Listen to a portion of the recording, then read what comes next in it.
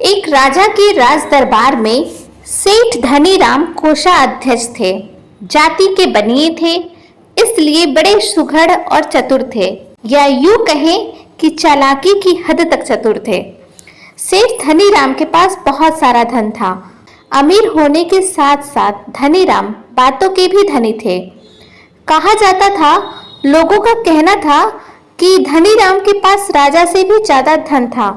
शायद यह बात सच भी थी, इसलिए धनीराम थोड़ा अकड़ में रहता था। राजा को उसका धन और उसकी अकड़ फूटी आंख न सुहाती। एक दिन भरे दरबार में बातों बातों में धनीराम के बड़बोले मुंह से निकल गया कि बनिए की तराजू चलती रहे तो वो भूखा नहीं मर सकता। राजा तो जैसे ताक में ही बैठा था, उसने बात को पकड़ लिया और कहने लगा, धनीराम, क्या तुम अपनी बात को सच सिद्ध कर सकते हो? धनीराम ने अकड़ कर कहा, हाँ महाराज, बनिए की तराजू चलती रहे तो वह भूखा मर ही नहीं सकता।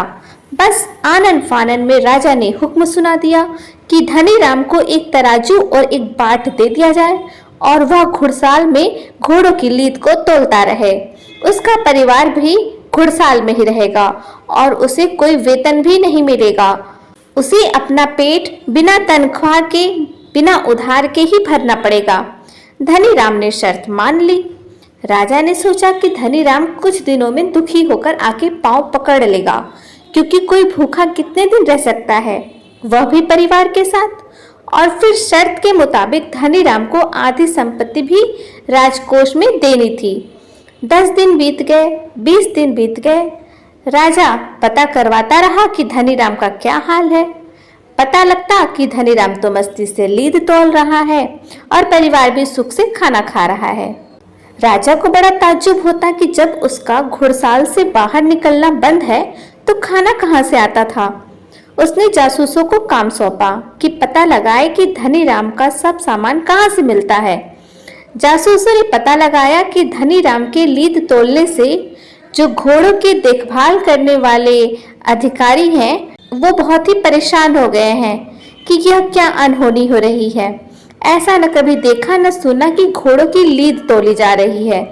धनीराम हर रोज हर घोड़े की लीद को तोलता, ब्यौरे को अपने बही खाते में लिख देता। घोड़े की देखभाल करने वाले मालिकों में धनीराम के काम से खलबली मची हुई थी। एक दिन हाथ जोड़कर धनीराम से वो लोग पूछ ही लिए कि सेठ जी, आखिर इसका मतलब क्या है?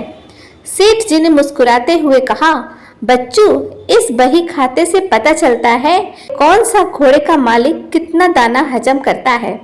बस फिर क्या था, सारे मालिक धनीराम के पांव पकड़ लिए और उसके परिवार के खाने पीने ऐशो आराम की खबर रखने लगे। राजा को धनीराम की चालाकी पर गुस्सा तो बहुत आया, मगर उसने हार नहीं मानी।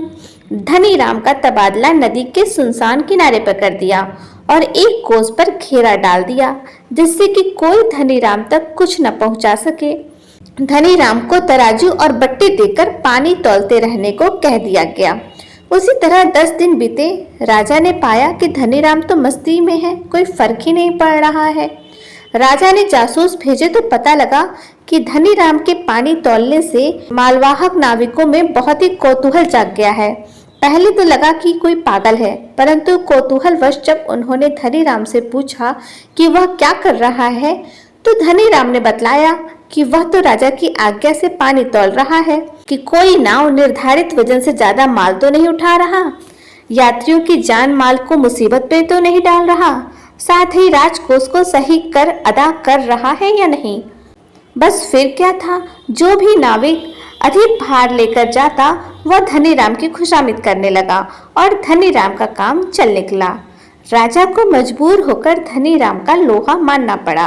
तो दोस्तों, इस कहानी से यह शिक्षा मिलती है कि अगर आदमी धैर्य न छोड़े और अपना काम बखूबी से करता रहे तो कोई ना कोई रास्ता निकल ही आता है। तो दोस्तों, यह थी मज़ेदार कहानी। कैसी लगी कमेंट करके ज़रूर बताइएगा। चैनल पर नए हैं तो चैनल को सब्सक्राइब करना बिल्कुल। तो मिलते हैं अगले वीडियो में। धन्यवाद।